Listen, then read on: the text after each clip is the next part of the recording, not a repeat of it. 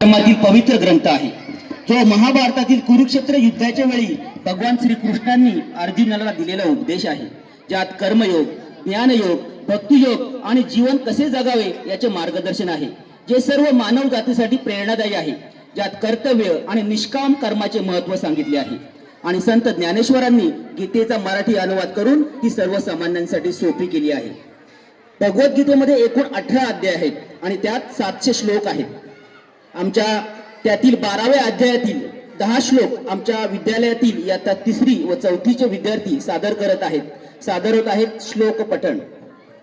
हात जोडलेले, डोळे मिटलेले ओंकार,